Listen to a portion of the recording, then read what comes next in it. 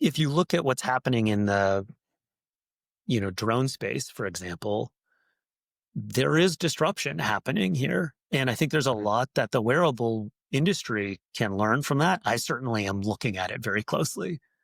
And they're bringing a much more Silicon Valley style approach to innovation to that procurement process and making it work within the constraints of what the government needs to do in terms of procurement. Because, when you're taking care of taxpayer dollars, the bar is higher in terms of accountability. Team, welcome back to another week of Mops and Mo's podcast. Not another week of shutdown. We're back. No, we back. We are so back. We're so back, team. For better or for worse. How was your first day back? I had a headache. Mixed feelings. I do feel like a more productive human today than I have in the last few weeks. Missed my team.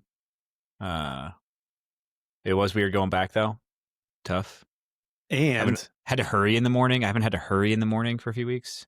I legit forgot my routine. It's like I think I'd take lunch. No, I sure take lunch. I was able to log in to like everything I needed to be able to log out, like the government credit card system, the like time, I was able to get into everything, and I remembered where to go to like certify shit. Mm-hmm. I felt like pretty good. Was horrendous. We started getting into it, and then I got an email that said, "Don't go into it. Like our timekeepers are going to take care of everything." But we'd already tried to go into it, and it was a cluster. So happy employment, I guess, to the folks out there who are. What do you think the odds are that we shut down again? Oh man, was I ever thinking about that? Apparently the betting markets have it at like 50-50.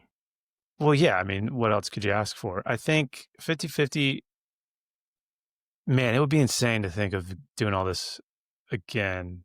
No, it's incredible. Like I will say, as a skier, it's an awesome shutdown in February. I will find a bunch of feds and we will go rent a house in the mountains. Yeah. And we're just going to ski. Like a shutdown in like October, November, whatever. Like you do want it. It's kind of annoying, whatever. But like a shutdown in February, dude. Could be worse things.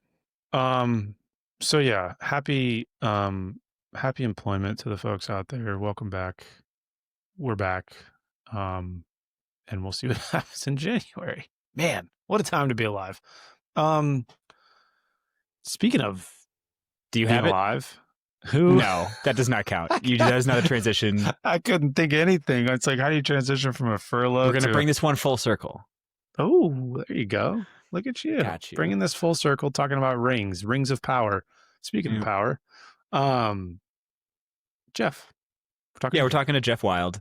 Geoff. He's Canadian. Yeah, spelled Geoff, but Geoff. Geoff.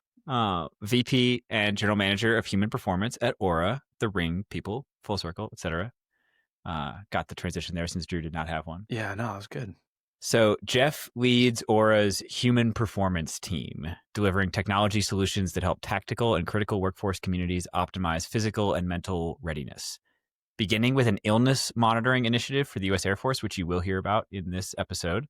His team has expanded Oura's programs for first responders, active duty military, and veterans to include athletic performance, fatigue risk management, chronic stress management, and holistic health and well-being. We do talk a little bit about his journey into the human performance space. Before Oura, Geoff led programs on technology policy and industrial strategy at the World Economic Forum and spent a decade in strategy consulting at PricewaterhouseCoopers. Outside of work, Geoff volunteers and serves on the board of Healing Waters, a nonprofit that brings chronically ill and at-risk communities into nature through camping and whitewater rafting in Northern California. What? I didn't even know that when we were talking to him. That's pretty cool. Yeah, we could have walked that walk with him. Pulled some threads on that one. Yeah. Well, listen, I think we mentioned this in the episode, certainly post recording. Kind of our first foray into the industry, so to speak. Mm-hmm. Geoff is here on behalf of Oura, not in any kind of sponsored capacity, just simply because we thought this would be an interesting organization to talk to. Folks in the tactical space will, I think, be familiar with Oura. Obviously, wearables are becoming a bigger thing. So I, for one, was intrigued and enticed by being able to speak to that side of the coin ecosystem. I don't know. Definitely not coin. Yeah, I get that you're going for circular things, but I wasn't, but now you said that it could have worked. No, reason being, I think, and one thing we asked him was like, set the record straight for folks on our side of the house, like how this whole thing works. Like when we sit here and ask for things, can you change this? Can you do that? Like, what does that really do? I think we think that we know that, but truthfully, hearing it from the inside is pretty interesting, especially because I think, to your point, I think you asked him this, he certainly spoke to it. They spend a lot of time optimizing the user experience. That is their bread and butter. And so it was interesting to hear kind of the back end of how that sausage is made. So a slightly different conversation for sure, but I think a very interesting one nonetheless. Yeah, looking forward, I think we are interested in doing more of these. We've talked about industry stuff before, but mostly from the perspective of like research or academia that looks at industry stuff. We've frankly avoided conversations directly with industry for the most part. We have decided to lower that wall, have those conversations, bring them into the chat here. But I think we addressed this in the after show, may as well address it in the pre-show as well. We are happy to engage with other organizations in industry. We would in fact like to do that. We see this as kind of the start of a series of conversations here. But rule number 1 does still apply. So if you are like that person at that company, do not email us and say, I want to come on your podcast, because we have to ignore your email. That is rule number 1. We do not bring people who ask to be on. But like if you're a user of a system and you happen to know somebody at the company and you want to recommend them, or like you want to hear from a specific company and you want us to go find out who that person is, please let us know who you want to hear from. Yeah. And please sponsor us. That's all I have to say about that.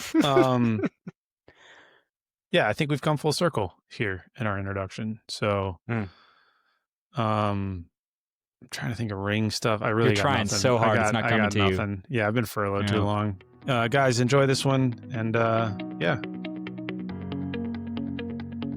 Enjoy. Your hand looks like Tom Brady. Are you wearing 3 Ouras? I am wearing 3 Ouras. Explain yourself. Yeah. I actually get this question a lot. And a wedding ring, I noticed. So 4 rings. That's right. At one point, I was like, Hallie's my wife's name. Can I just change out the wedding ring for a gold Oura so I'm not wearing 4 rings? I can wear 3.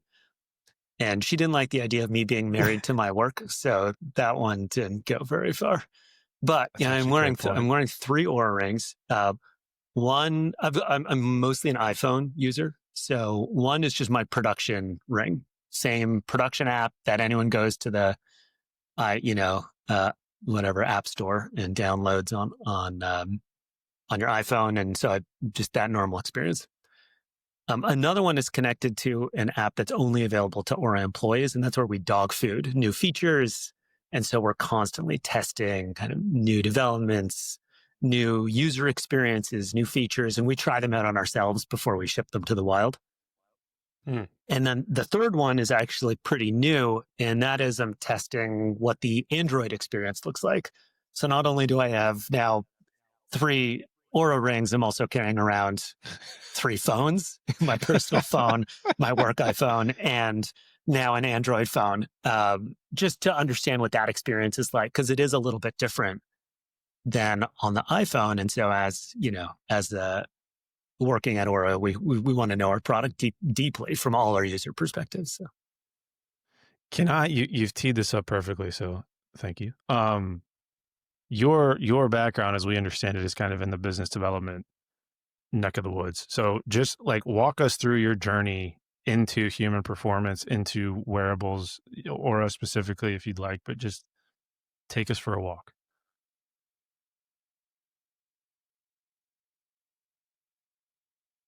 So my professional background before getting into the wearables human performance space was as a management consultant, business strategy for all sorts of different industries. And over time, I developed this niche in the in the IoT space, Internet of Things. So various connected devices. I was doing projects for companies making valves that wanted to get out of hardware and into flow management solutions. If you want to know what a management consultant does, they come up with words like flow management solutions. And the idea being that if you connect that valve to a meter into the internet, well, now you can sell services of how you make that valve more efficient. And over time, I got a little tired of working on valves, but I did like this idea of the connected world. Like everything around us is now getting connected to the internet. And what does that unlock for the economy, for society? What kind of risks does that create? So I joined an international organization that brings together public and private stakeholders to figure out some of those problems. So I was there for 2 years as the lead for the IoT space. And one of the things in my portfolio was wearables, being in this IoT space, Internet of Things, connected devices on our bodies. And that was in 2019. And I had this small project that kicked off in 2019 of how wearables could potentially predict the onset of the flu. And that project kicked off in January 2019. Yeah, and that was like 5% of my time at the time. Fast forward to March 2020, and that went from being 5% of my time to 100% of my time. And I was working with every wearable company pretty much that you can think of. And Oura was the first to launch their own in-house sponsored study of how you could use their wearable device to predict the onset of COVID. And so I got to know the team really well. I got to know the CEO at the time, and he recruited me in initially as his chief of staff. And that means everything and nothing. Every different company, chief of staff means something different. And really what it looked like at Oura was I was fielding all these calls from all over the place. Sometimes it was Major League Baseball. Sometimes it was the Department of Defense. And we didn't have a team at the time to handle all of these inquiries. And so I set up, at the time, what we called our B2B team, now what we call our commercial organization that handles partnerships and sports teams and enterprise sales. But our largest single customer in the commercial organization is the US government. And so I now lead that business unit that is developing the technology for that customer. So that's how I landed here. As you brought up a talking point that honestly I hadn't even thought about, but now I'm curious because I mean I've been around wearables for a long time, Alex as well, but it feels like COVID was a very interesting time for wearables. All of a sudden, everyone was super interested in data, kind of the quantified self. Can you, like, from your perspective in this space, what was the effect of COVID on wearables?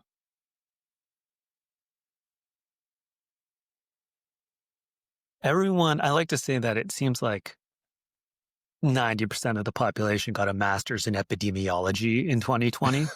That's what I was thinking, right? Just like reading about this stuff every day. And so the level of sophistication and awareness about our individual well-being at a societal level, there was a step change that happened. And for wearables broadly, it was an inflection point. For Oura specifically, that's when the rocket ship took off. If you'll remember the NBA bubble, and Oura was used in the NBA bubble for COVID monitoring, and that one use case really changed the awareness of the Oura brand. It also changed the sophistication of the buyer to want and be curious about using wearables. And I think one thing that Oura's done really well over that time is not get too pigeonholed as just an illness solution, an illness detection solution. We've been very intentional to make sure that we're building the features in the brand to be a holistic fitness, performance, wellness device, not just sleep, not just illness, but really a broad spectrum of solutions. how do you, I guess, and to be fair, I'm making these questions up as you're talking because you're bringing up interesting points, but like, how do you bridge that gap? And I say that because what I'm thinking about is embedded human performance teams that are kind of bridging the same gap in terms of there's a gen pop kind of health wellness play. There's also an elite performance play as well. And it's like, how do you dialogue both sides of that? And I'm curious for you guys, the pointy end of the spear is the wearable experience, the user experience, the app, but like, how do you cater that to two seemingly different audiences, if that's fair? It's a great question. I think Thank of you. this in 3 different ways. It's not simple. We think we've got sort of 3 different customers, especially in the tactical space. You have the end user, the soldier, sailor, airman, operator, what have you. You have their, let's call it their provider. That could be their strength and conditioning coach, the cognitive specialist, medical provider. And then you have the sort of command level. And we have to have the right solution for those 3 levels where we're reducing cognitive load and giving them information to make decisions that are useful to them. And at the individual, the Oura experience might be worth taking a step back for folks who are listening who might not be as familiar with Oura. It's a ring that has a bunch of sensors on it. That ring then connects to your phone, and on your phone, there's an app that tells you a number of biometric insights based off of those sensors. At the high level, it's the sleep, readiness, and activity score. And we've also introduced a stress score. And if you're someone who has a menstrual cycle, we also tell you where you're at in your menstrual cycle if you decide to turn that on. And the reason we bring it up to that high level, just these high level scores, is to reduce that cognitive load. Not everybody wants to know their heart rate variability the night before every day and understand the contributing factors to that. But many people do. And so it's very easy for the end user to navigate and find that level of detail.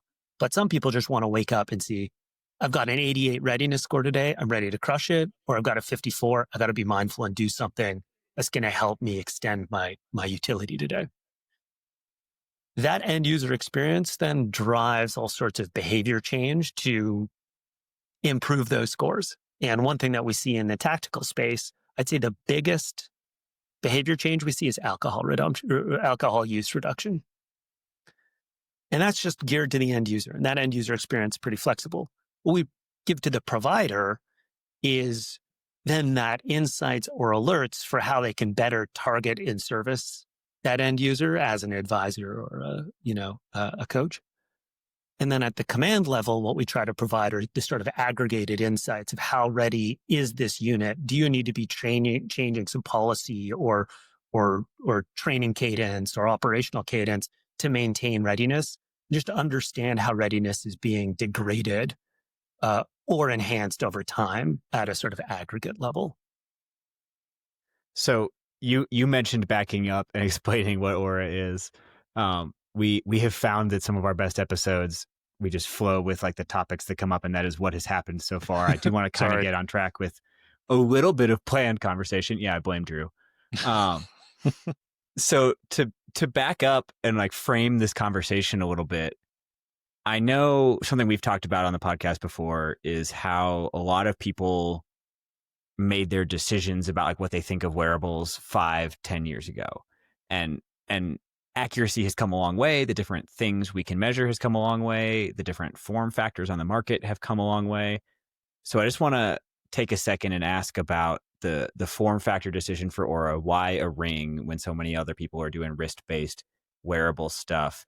And along, like kind of secondary to the form factor, how has accuracy changed in the last few years, basically?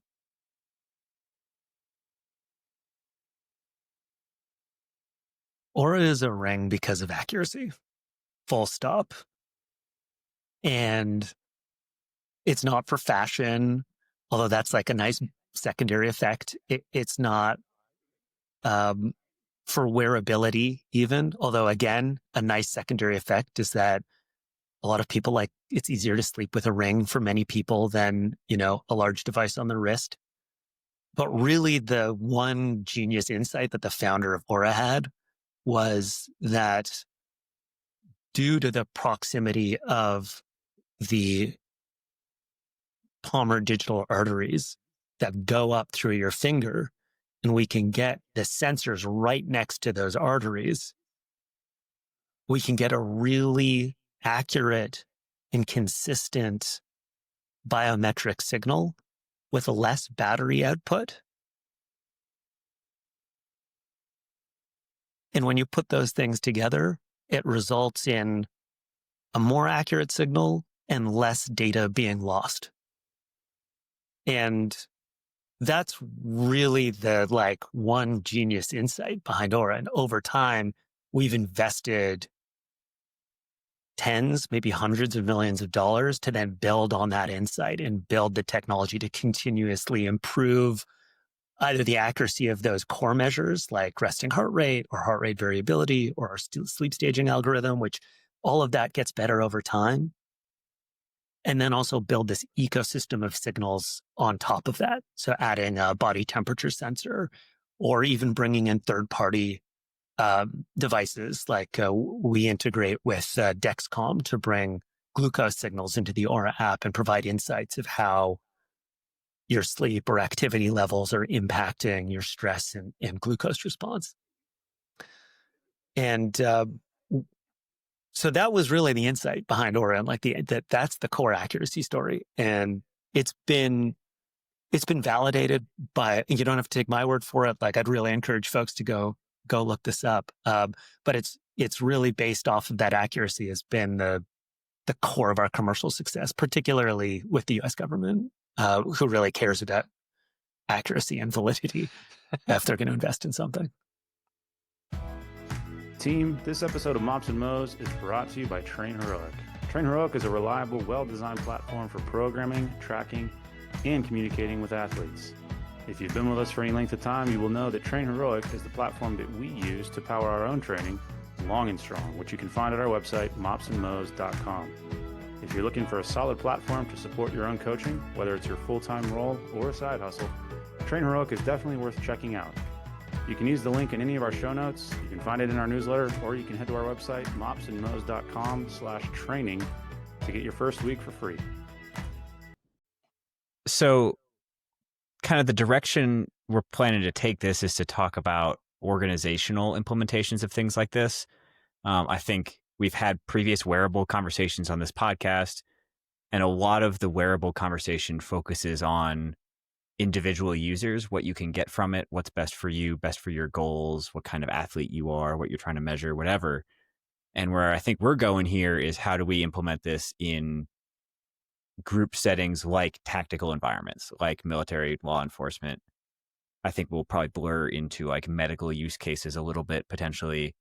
But just to open it up, I think Drew and I share a little skepticism on some of these things. I have no doubt whatsoever that an intrinsically motivated individual who cares enough to spend a few $100s and goes out and buys an Oura ring is going to make better decisions about training or sleep or whatever because of that data. They obviously care about it. We've talked about buy-in on this podcast before. When you hand over a bunch of your cash, you're already bought in. That's literally what's happening. Where my skepticism comes from is that if we start handing these out to a large group of people all in an organization together, whether it's through healthcare, whether it's through the military, I'm not sure they're going to make similar changes since they literally are not bought in. So I'm curious about your perspective on the difference in how, we'll say, involuntary users use these devices. What's the difference in behavior patterns?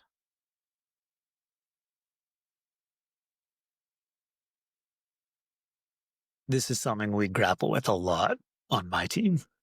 And you're absolutely right. When somebody has purchased Oura at auraring.com, typically they have visited Oura in one way or another our blog, our Instagram page, talk to a friends and family member about it, on average, between like 5 and 10 times before making the purchase. It is a considered purchase because it is, if you're just buying at retail or, without using FSA, HSA, it's not a inexpensive device. People are really investing in their health. And like you said, that means they're invested in it. They're going to use it. And as a result, we look for ways to proxy that for the end user experience when they're part of an organization.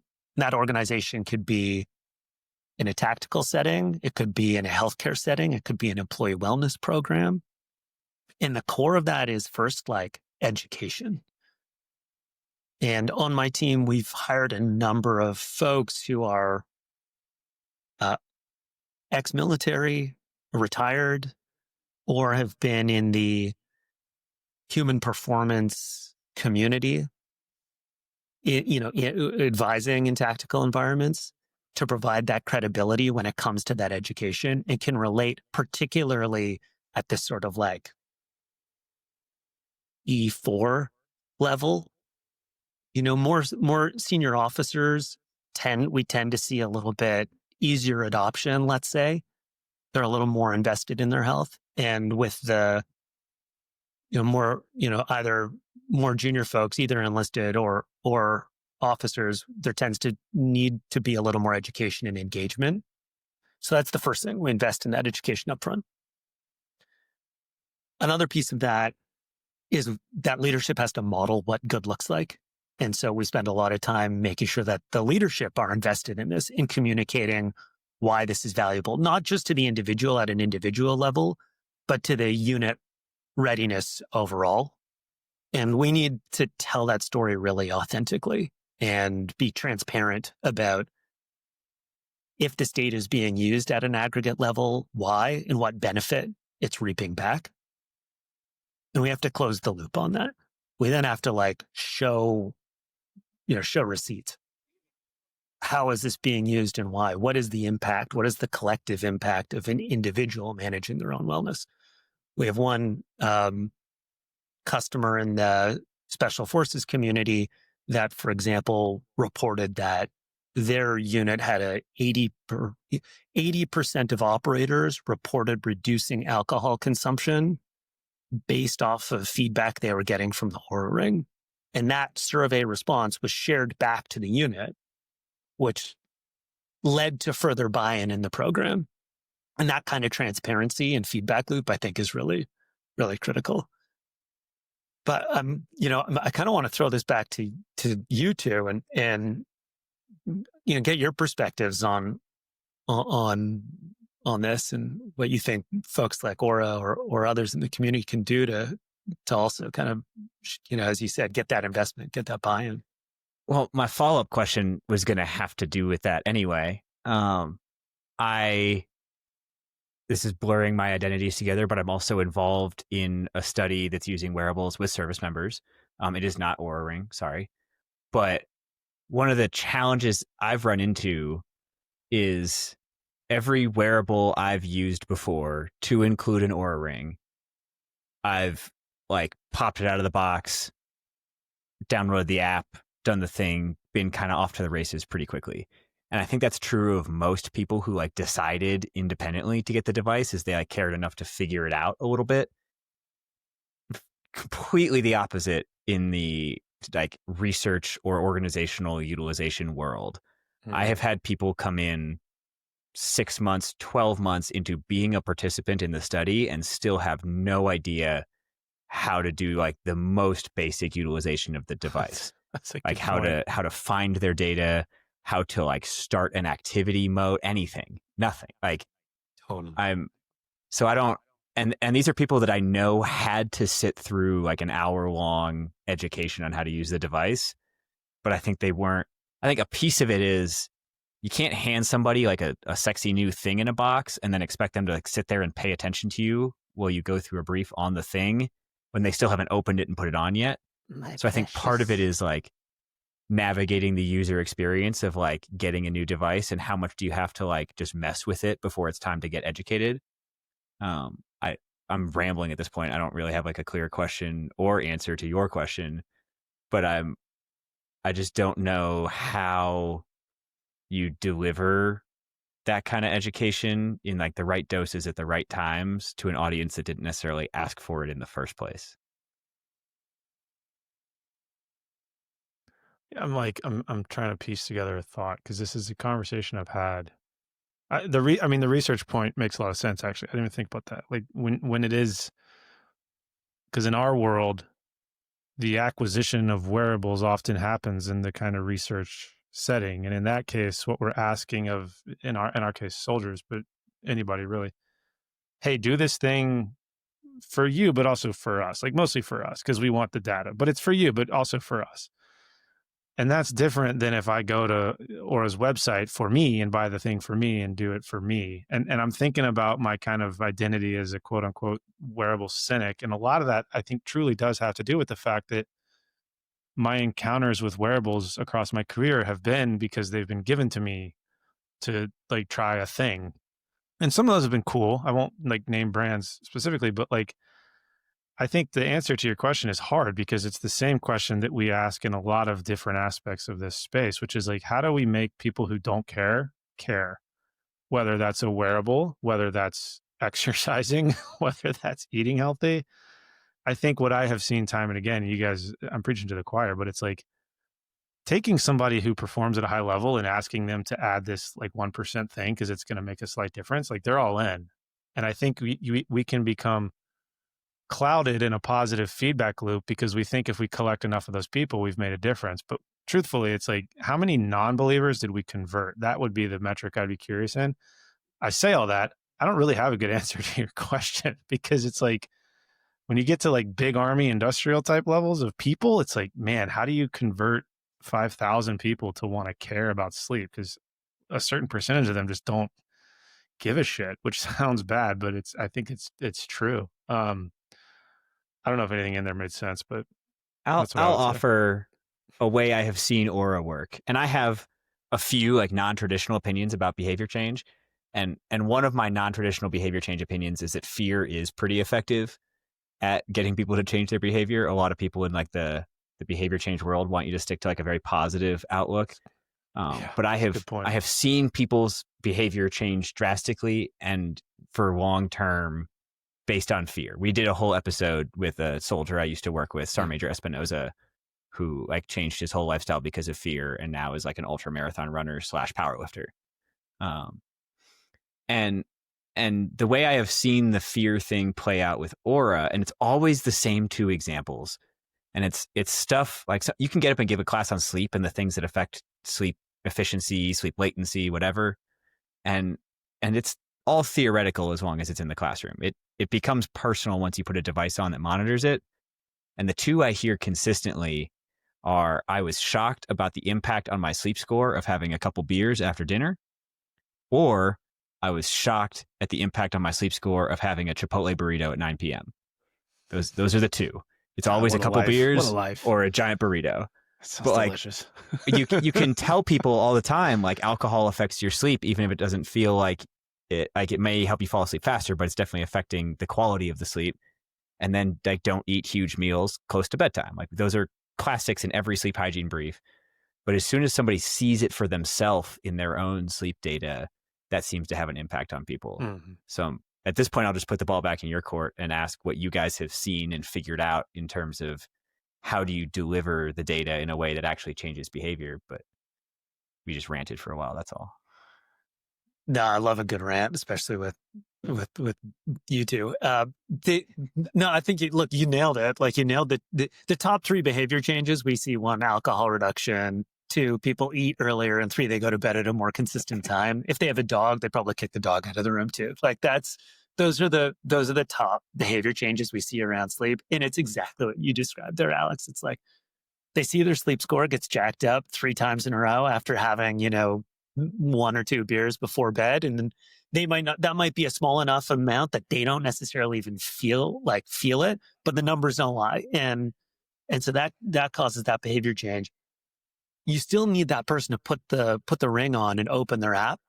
And, and that's where it's education, yes, but it's like also like showing it in a way that's digestible. It might not be an hour-long brief, it might be a 30-second video, and to get them to try it, and also like showing them some people that they look up to that are doing it. I think fear is a really interesting one. I'm not going to say Oura is going to be marketing on fear anytime soon, but we have cardiovascular age as right. Right. It seems right up Oura's brand alley, right, Drew? Now, we do have this thing called cardiovascular age, which measures your pulse wave velocity. It's like a proxy for arterial stiffness. And we benchmark that to a population norm. And when people see that their cardiovascular age is older than their chronological age, that is a major, behavior change motivator. I don't want to call it fear-based necessarily, but it's in that realm of that sometimes a negative stimulus can result in really strong reactions. And in the way, just to answer your question of like, how do we make that info digestible? It's bringing it back to a level that like anyone can understand. Anyone can understand an activity score out of 0 to 100.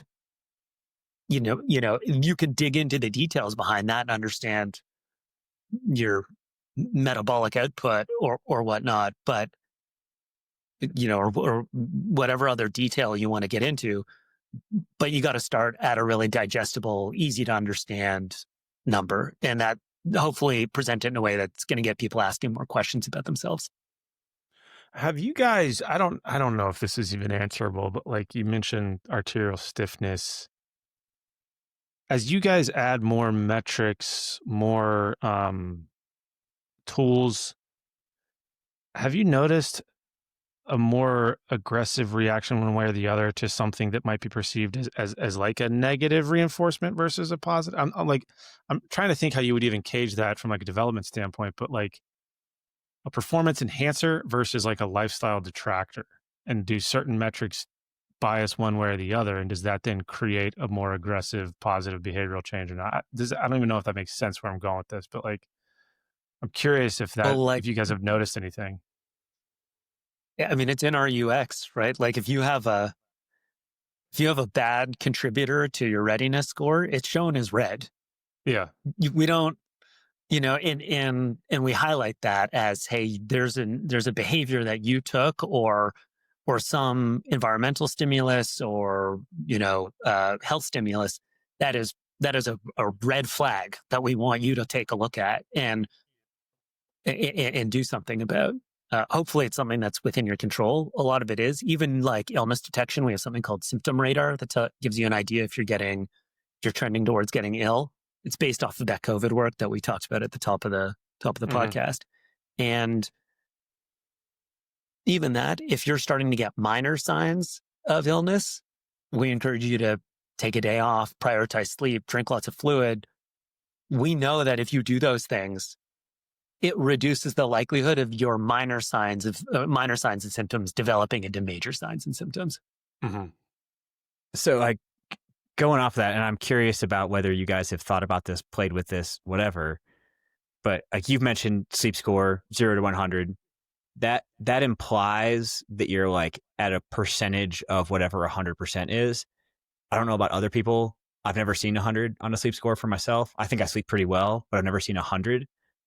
And that kind of like, yes, you can like color code it red, yellow, green, and like tell people that like above 70 or whatever is green and that feels good. But is there a world where you like move the baseline and give people either like a plus score or a minus score off of a more realistic baseline normal? Because I wonder how that would affect, like seeing a +3 rather than like a 95. Man, like, oh man, I'm like ready to go versus still 95% is still not quite 100. It's a great question. One that our UX team is constantly playing around with is how do you show trend versus, absolute? Because often it's the trend that matters. Like HRV is the classic example of this, that mostly it's the HRV trend that you care about. We have a product called Oura Enterprise Platform. It's the SaaS product that has dashboards or data export functionality that enables a lot of like coaching use cases, for example. And most of those coaching dashboards or human performance professional dashboards or even, visualizations that we might create for command, most of those are based off of trends and spotting anomalies rather than, where are people at today? Because it just reduces the cognitive load for that individual who's trying to make a decision of who do I need to call today, who needs help, or how ready is this group and how impacted were they by this training event. All right.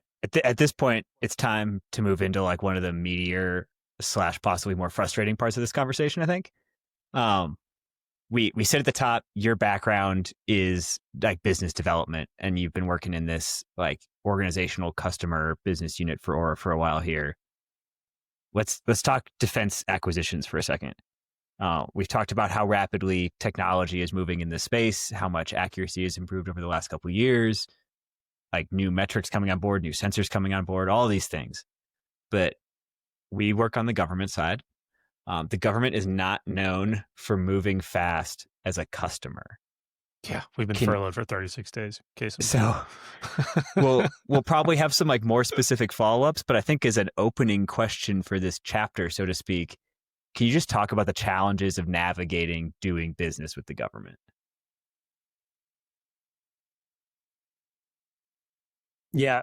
So I know what we're going to talk about for the next 30 minutes and we'll keep rolling from there. I mean, to start off with, yeah, it's hard to sell to a customer that's been like, closed for business effectively for the last going on month and a half. I know how you feel. So that's there are a ton of really unique things about selling to the government, and there's a few things that are are head scratching from a vendor or supplier side. One thing that Alex, you and I have chatted about this before. One thing that I find I'm just going to spitball on the things that come to mind first because there's so many topics to go after here. The one thing that's on top of my mind now is like this sort of acquisitions by committee, where the requirements seem to be set by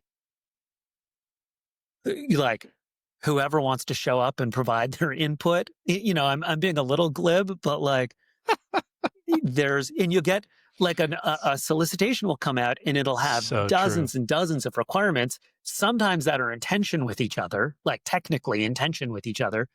And that you're looking at this and anyone in industry will say, there is no best of breed provider that can check every box here. And so by design, it's favoring systems integrators and prime contractors or like Cyber mills that are there going to be responsive to this, to check as many boxes of the requirements as possible, but they're not bringing any best in breed technology to any one of those requirements. They might be subcontracting some of it and then trying to bring it all together, but even that results in sometimes a confusing user experience for the government customer. Well, and before you keep going, I want to ask about a specific piece of that. I know we can go a million directions here, but earlier in the conversation, you mentioned that there are essentially three customers when you're working with these organizations. There's the individual, there's the provider / coach, and then there's the leadership. And each of those customers have different equities that they're interested in, different things that motivate them to get on the platform, different frustrations that get in their way. And going back to your requirements by committee thing, I think the customer that never is in the room to list their requirements is the individual user who actually has to like put the device on every day. So you end up with like a list of middle layer requirements that are all like confusing and intention and things like that. And nobody asked what would make this product just useful, viable, enjoyable for the person who actually has to use it at It's the end just of a the bunch day. of, I'm laughing because I've been in those meetings. It's literally a blank whiteboard and like, hey, what would you guys want in a wearable? And there's like the endurance dude that throws his shit up there. There's the strength guy. There's the dude with kids. There's the guy. It's like, what are we? Then you end up with a Frankenstein thing, which we then throw to you. It's like, hey, can you make us this? No? Sucks. We're going to go find it somewhere else. So anyway, sorry. That was funny. No. Carry on. No, I'm glad to hear that, Drew, because that's what it feels like on this end. And so I'm glad, like, it's funny to know that's how it actually happens. Bless our hearts. But Alex, going to your point, like I may have said customer. I probably should have said there's three user groups versus, because sometimes the customer is actually not even those three people. It's like some program executive office that is even more removed from those three. And you know, to their credit, they're doing their best to like collect those requirements and synthesize this and manage a procurement process that's, you know, they don't have a ton of control over. It's a systems problem, not an individual problem. And you're right. It's one thing that we try to bring to every pitch every time is the voice of the end soldier, sailor, airman. We're constantly focused on that. And, you know, and even our staff reflects that on the human performance team at Oura. Is by what we try to hire people with that lived experience who are bringing that voice of the end user, voice of the customer. And one thing we really pride ourselves on is that we do have really strong engagement utilization from that end user group, particularly in places where we've been able to get our people on the ground in that deployment and can do that end user engagement. We want to invest in that, like be really co-invested with our customers. And literally, you know, we've been on the ground in Korea supporting deployments, Fort Carson.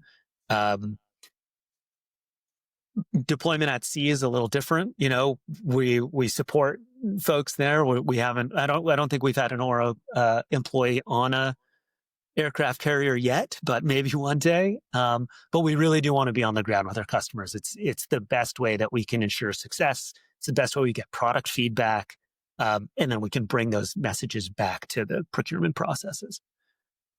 And one thing that we do, just go into this idea of like requirements by committee, one of the reasons it's so different, let's say, than like the consumer tech space is in the consumer tech space, the way we innovate is you find a specific problem and you develop the minimal viable product to solve that problem. The words we use at Oura are actually the minimum lovable product. What is the simplest thing we can do to solve this one problem? And, you know, Oura's initial focus on that was we're going to solve the sleep tracking problem and get that really right. And then what you do over time is you add more features and add more requirements incrementally, very carefully and intentionally to expand the scope of the product. But you want to stay really careful about every time you expand the requirements or features. And it seems like sometimes the way that the, you know, procurement processes happen in the government is sort of the opposite, where they list every problem that they have rather than choosing one and choosing to solve it really well. And this is something that we're trying to engage with our government counterparts on that. And it's actually, I find people really receptive if you explain it appropriately and patiently and say, hey, why don't we focus on one problem and solve that first, and then we'll get to these other things. Speaking as a government guy, I do think it's true that people are receptive to these conversations, but none of the people that are having these conversations seem to be able to actually fix the system. Because it sounds like what you're saying, and don't let me put words in your mouth because it's going to be a little aggressive, so I apologize, but it feels like what you're saying is it's up to industry to understand the end user, because the quote unquote customer is this like vague bureaucracy that doesn't actually know what they want or what the end user would actually use. And like, correct me if I'm wrong there, but that's how it feels like this is coming across. And that seems bad for the record. Yeah. I don't know if I'd frame it quite that harshly. Like the bureaucracy are still people, and many of those people in those positions at one point or another have been soldiers, or or whatever line of whatever service they're in. But there is a system that they're operating in that can be constraining to them. And if you look at what's happening in the drone space, for example, there is disruption happening here. And I think there's a lot that the wearable industry can learn from that. I certainly am looking at it very closely. And they're bringing a much more Silicon Valley style approach to innovation to that procurement process, and making it work within the constraints of what the government needs to do in terms of procurement. Because, I mean, when you're taking care of taxpayer dollars, the bar is higher in terms of accountability. So I sympathize with the with the quote unquote bureaucrats, the PEO professionals, and we want to work with them and kind of co-design what these procurement processes need to look like, so that on the one hand, the government interests are being covered, but on the other hand, they're not losing out on the speed of innovation and the sort of customer mindset that Silicon Valley is going to be bringing to the equation. Do you think, I mean, on the drone topic, do you think if you strapped a weapon to an Oura ring, you might get through some of these processes faster? It seems like weapons are always, they move a little quicker than widgets. It's just a casual observation. Also thought of an Oura ring with like a machine gun. That's like some James Bond. Speaking of GoldenEye, look, we've come full circle now. We started this off air talking about video games. People listening will not understand that throwback. We did have an excellent conversation. Did a massive little. We were going back and forth pre-recording about best video games of all time. GoldenEye came up. Now I'm thinking of putting a gun inside of an Oura ring. So we've come full circle. Rings are also circles. Look at that. Okay, here's my question. What would you want, like, so, amongst our listeners, there's people in all kinds of places, right? But like, what would you want as somebody in industry? What would you want the military side to just understand about how this all works? And I ask that specifically from somebody who is set in this space and had these conversations with like apps specifically. And there seems to be a misunderstanding on the government side of like just how complex these things are, how tough it is to actually make that simple change that you think that you want. And there's just this disconnect between the government side and the industry side. So I really just want to turn it over to you to say, hey, like, what if you could tell the government, capital G government, anything about how this space works, what would it be to help them better understand y'all's side of things? You got me thinking. There's a few, so it just triggers three thoughts, and I don't know if these are entirely cogent, but one is that we have invested so much money in that user experience, and it's very hard to just add something to it. The user experience in the app is designed to be as frictionless and easily navigable as possible. And so we'll have, it tends not to be even our customers, but it's more like in the research or in that sort of procurement process where sometimes it'll come up just, oh, can you just tweak this or add this or slot in this new metric, or we want people doing DEXA scans and you need to show them their DEXA score alongside their sleep score.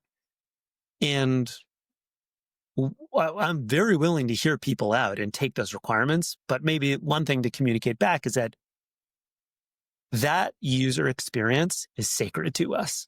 Mm-hmm. And we're only going to make changes to that if we really believe that it's going to result in a better user experience and an improved health, performance, wellness, lifestyle change as a result. The other thing I would love to work with government on is big G government, is whoever that is. closing the loop more on how biometrics are predictive or impactful to unit readiness and effectiveness. We did a fascinating study with the 4th Infantry Division earlier this year, and some of the results that came out of that would indicate that, and I'll keep this at a fairly high level, but the results would indicate that biometrics are predictive of performance at a live fire gunnery event. And I want to do a lot more of that and build that fact base and demonstrate back to commanders, to the procurement side of the house, and soldiers that you can be better at your job by using these tools. You can reduce risk, you can perform better, and I would love to get more evidence like that. So if anyone listening to this podcast wants to work with us on connecting the dots there, I'm all ears. One thought that's like rattling around in my brain right now, and this is not an original idea from me. I'm borrowing this from someone much smarter than me, but I think the military doesn't quite appreciate what you said there about how sacred the user experience is. And so frequently, and I've seen this play out a few times, companies or organizations that have a commercially successful user experience have to rebuild their user experience on the military's network, meeting the set of requirements developed by whatever committee it was for the military. And it becomes this clunky, not so sacred, really frustrating process. And then for like security reasons, you probably have to layer in some sort of identity verification process that's like not built for it being a smooth login, et cetera, et cetera, et cetera. And I think one possibility, and I'm saying this to you, but I'm also saying this to like our audience of listeners, because I don't know who's out there listening, but the idea is make the whole organizational experience piece completely transparent to the end user. Leave the end user with that sacred user experience, single player version of the app device. Like don't let it feel like they're part of a bureaucratic project where all their data is feeding into some stuff. Let it feel like they're just like any other individual user of the device, of the app. And like, frankly, I don't know what the bureaucracy thinks of this, but like trust industry to make the experience not suck, because that's what they've had to do to be successful as a business. Make all that other stuff invisible unless the person logging in to look at it is the provider or is the coach or is the commander. I think when we rebuild even the individual user experience, we break something that people don't appreciate how long the process to build that experience was. Sorry, that wasn't a question. That was just... No, but it's well said. Like the number of times that we get asked to say, oh, can you just connect your Ring to my government app or my government headless solution? There's probably weekly, maybe more. And our answer is almost always no. There's like some very edge case scenarios where we'll consider it. But the reason being that if we remove that end user experience from the equation, then we've removed the whole Oura experience. Essentially, Oura experience isn't wearing a ring. You can just put on a wedding ring for that. The Oura experience is getting individuals back that biometric feedback in a really cogent, synthesized way. And the population level insights or individualized sort of personalized coaching insights that we can get, those are a benefit on top of the individual experience, but they aren't the end goal. In many cases, the end goal is empowering that individual to take better ownership over their health readiness and well-being. While we're on the military use case topic, One I have on the notes here, and we've chatted about this previously, that I want to make sure we save a second for on air, is the privacy and security conversation. We probably don't have time here to go super deep into it, but I think it's obvious that there are concerns about how much commanders get to know about a person's behavior, lifestyle decisions at work, outside of work. If they're expected to wear this device 24/7 to get reasonable feedback, then suddenly you're giving commanders 24/7 access to potentially sensitive data. Like, can my commander punish me for staying up late? Can my commander punish me for having a couple drinks on a Friday night? Can they track where I go off duty? Like, or there's even that like upfront question of, can we force service members to wear a device 24/7 off duty in the first place? What I'd love to, I don't know what your thoughts are. I don't know if you have answers to this. You're not a security guy necessarily, but I'm curious about your perspective on the privacy security side of this whole conversation. Protecting private data is like a non-negotiable at Oura. We have this company value called We Earn Trust. We have 5 company values, and the first one is We Earn Trust. And it is, you really have to have that foundation of privacy and security to have a right to play in this game. And that's on the consumer side, that's on the commercial side, that's on the government side. The way you kind of configure it, or the credentials you need, the acronyms might change from industry to industry, but that foundation needs to be there. And one thing in this tactical space in particular, I think earning trust to the individual sailor or soldier or operator often means being really transparent about where their data is going and empowering them to make a choice of whether they want to share that data or not. So the first thing we've built into, it's like core to our architecture. If any individual Oura member wants to share their data with any organization, that could be with their Strava integration, or it could be into Oura Enterprise Platform for a research study with Naval Health Research Center, or it could be opting to share their data with their holistic health and fitness provider. There's a consent layer. There's an explicit button they have to press in the app to say, I opt to share my data. It is not default. It is not, I'm going to opt out. It is, I am proactively opting to share this. And that's the first place. So the individual is always in control. They can opt out at any time and stop sharing just by opening up the app, pressing the single button. Also comes back to that education and engagement piece that we talked about before, and being really transparent of, hey, where is this going and how is this being used? And in most cases, what I've found is that there's different privacy cultures in different parts of the US government. There isn't it's not a monolith. And it isn't even like, here's the Army privacy culture. It's like this particular unit with this particular mission might have a very different privacy culture than this other one.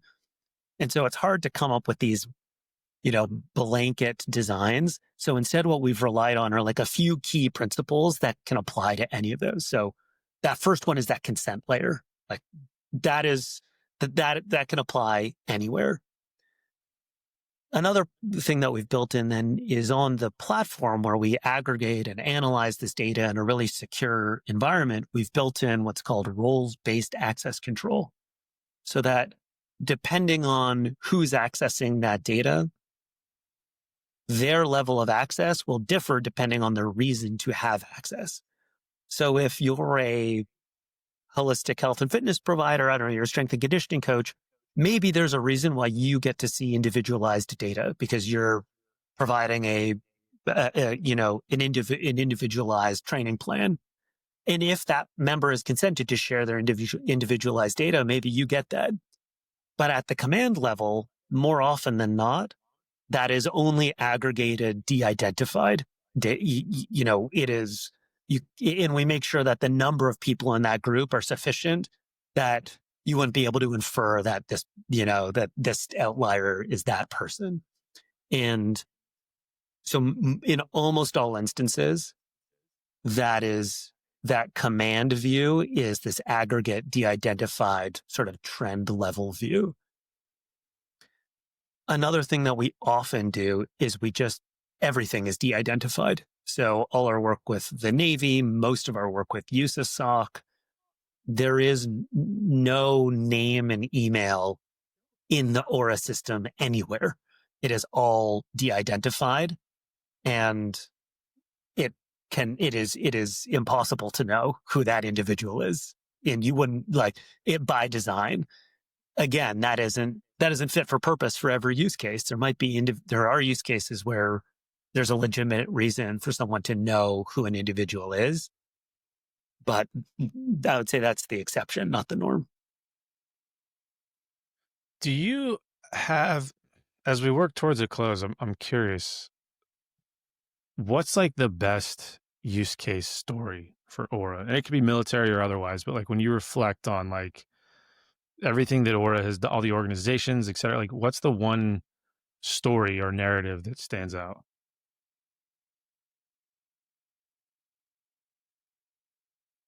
Oh man, there's so many. And I didn't bring up enough customer stories on this podcast in hindsight. So I'm going to talk about the Navy for a sec, because I'm just really excited about what we do with Naval Health Research Center. If you're familiar with the CREW program, this is public, so I'm pretty sure I can talk about it here. And what they've done is they've deployed Oura Ring, and they're collecting that data through Oura platform at sea, and they are reporting on sleep and fatigue risk trends of sailors underway in order to mitigate fatigue risk, which, as you can imagine, when you're operating a platform like an aircraft carrier or a destroyer,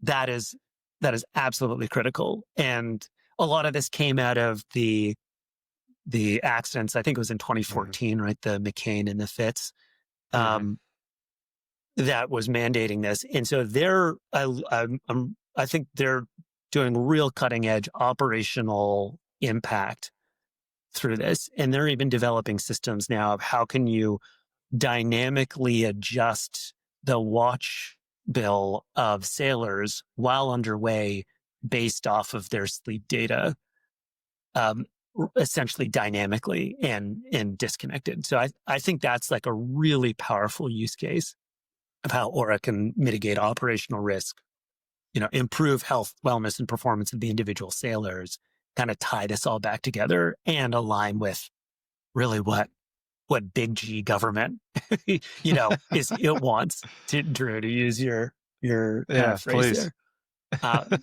there. So I'm stoked about that one. But another one is just, as I mentioned earlier, some of the work we're doing in the big Army, connecting biometrics to readiness and effectiveness of operating the machinery of their jobs, and like being more accurate, being faster in response, being longer endurance, being able to score higher on various tests, whether that's a gunnery event or a dismounted environment.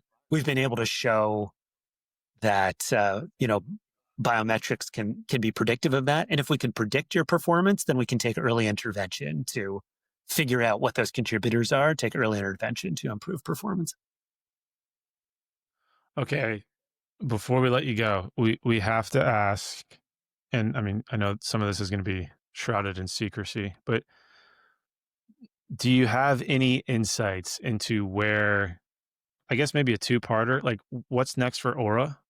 But more broadly, like what's next for the wearable space? And if you say implants, I'm going to be pumped. But two-parter, go.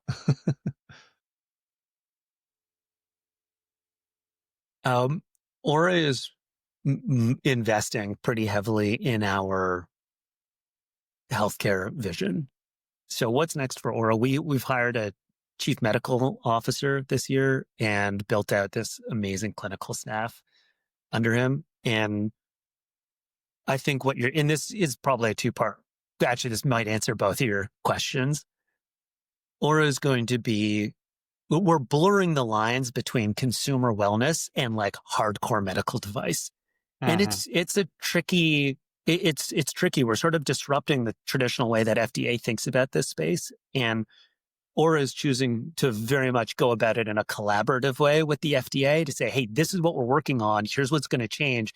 Help us think about how we change these regulations to make this work. And so one thing we're really investing in is that space in upending kind of traditional healthcare to be more proactive.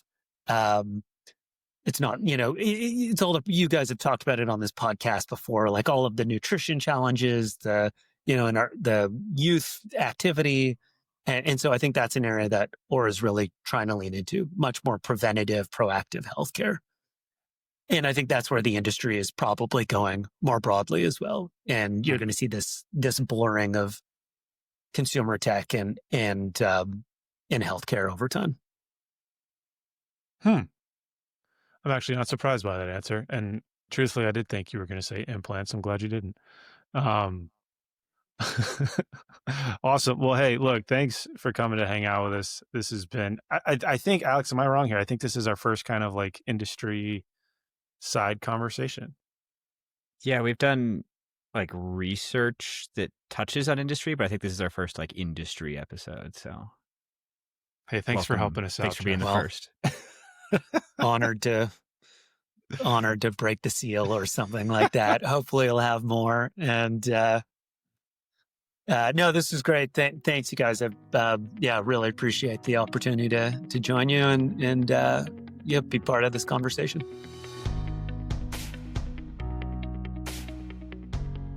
Team, welcome to the Mops and Mo's after party. Fantastic conversation just now with Geoff. As we mentioned on air, we were on air, I think, when we mentioned it, our first kind of guest from industry, as it were, which I think is valuable. One, because the Oura is pretty cool. There are other wearables. But two, because for pretty obvious reasons, it gives you a different perspective on how this whole thing works. And I, for one, I think this was the first time I kind of put two and two together, that like oftentimes there is that mediator between the end user and the company that actually builds the products, whether that mediator is a research organization or some sort of bureaucracy, but there is a disconnect. And it was cool to kind of go straight to the source and hear their world, I guess is what I would say. Yeah, we've kind of avoided industry episodes before. We've had like conversations around a couple of them in the past. They never like come to fruition. We should do more of these. Yeah, I think we will continue to do them. I'm just trying to decide like what to say that'll get me fired or not fired in the next 30 seconds. About industries? It's just like where the boundaries are and like who I can talk to and what I can talk to them about. Yeah, no, that's fair. That's honestly probably why we haven't done any of these. But I think, well, sure, let's try it. See what happens. We're furloughed. Do whatever we want. At the risk of like getting myself fired. Again, yeah, I'm furloughed. I'm not getting paid. Haven't been paid in a month. When I first started out on this journey, I was told there were a bunch of rules. And I have read the joint ethics regulation. I've read all the relevant pieces of it. I've talked to lawyers. I've gotten legal opinions, and those led me to like a very, very conservative approach initially. And like everything I was told would get me fired has actually only been a positive professionally. Like every time I've like pushed a boundary, some people who follow and listen to stuff know I did get investigated at work a couple times. And both times it was unfounded, and both times I think we did the right thing. Like I think we were honest. I think we like kept the government accountable in certain ways.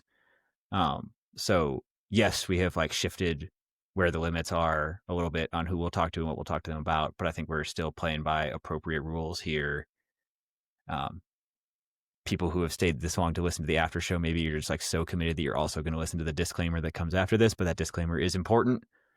So if any lawyers are listening or anybody who's mad at me is listening, please make sure you listen to like the 60 seconds that come after the end of the after show. These are not the government's opinions. Yep. et cetera. No, I think you're right. And having said all that, listen, I'll be the first to step up to the plate and say I'm happy to be bought out. So if any of these people want to throw heaps of money at us, happy to do it. I would frankly prefer to be bought out by Uncle Sam. I think we are long overdue for a DoD I prefer to Human get Performance paid by Directorate. Uncle Sam, dude. That's what I'm saying. No, I'm saying I want a paycheck. It's a furlough joke. Carry on. Yeah, I see where it you're would going. be nice I if we like could get paid for our Get actual paid. day jobs. Correct. But I'm just saying, like, this is going to sound silly. I think I have 3 jobs. I have my like DoD civilian job, I have my Army Reserve job, and I have this side hustle shenanigans job. Well, you have your And those are OnlyFans, also too. There's sorted 4. in order of how much they pay me. But like weirdly, I think I have the most impact in this capacity by being able to like facilitate straightforward conversations like the one we just had. I got into like some of the biggest issues with government contracting and like tech stuff. I would love to just like do this, but for the DoD. So like if like Pete is listening, or like I don't know who's out there, but like you can just like hire us out of our day jobs straight into like doing this in like a pretty serious capacity. GS-15s. Yeah, to start the conversation, it's got to be 15. Yeah, 15 for sure. CES is on the table too. I don't know about SES, man. There's all these things where like SES. There's like once you're in SES, there's like no rules about how many hours a week you work and stuff. Like oh really? Maybe not that. Maybe okay. 15. Yeah. Yeah. Yeah. So listen, team. Having said all that, same thing we say all the time. We're open for business now at Mops and Mo's in terms of talking industry. So reach out if you guys. Well, don't break the first rule. Have somebody else introduce you. This is important, and yeah. Geoff navigated this well. He did. Props to Geoff. Do not ask to come on the podcast. We will not have you. Like my LinkedIn DMs have people asking. The emails do. Like if you ask to come on the podcast, you will just not get a response. Call your mom. Generally, give your mom our email addresses. Tell her to email us, and you'll have bypassed rule number 1. And correct. We'll have met your mom. Yeah. Okay. Well, I think that's everything we have to say about that. Anything else? I think that's it. Looking forward to more of this. Awesome. Adieu. Good Bye. evening. Hey, Alex, let's cover our ass real quick. Oh, great idea, Drew. All right, guys. The views and opinions expressed in this program are those of the speakers and do not necessarily reflect the views or positions of any entities they represent. Thanks for tuning into this week's episode. Before you go, please rate and review the pod on the listening platform of your choice. You can also visit us on our website at www.mopsinmos.com. That's mops, the letter N, mos.com. You can check out the library of podcast episodes, our latest blog entries, any helpful resources, and also sign up for our newsletter. Drew nailed it. Just to underline a couple of things, the podcast entries have in-depth show notes on the website. So if you missed anything or you want to read any of the research we talk about, it is all there. You can, at the bottom of the website, sign up with your email and receive future updates from us. The blog posts go a little bit more in depth in kind of written form on a couple of topics we get questions about all the time. But most importantly, I just want to ask all you guys, our best way the word gets out is absolutely word of mouth. So tell your friends, tell the people you work with, anybody you think would find it useful. Thanks for spreading the word. If you have any questions or comments, feel free to shoot us an email at either Drew or Alex at mopsinmos.com. Or there's a contact form on the website. Thank you.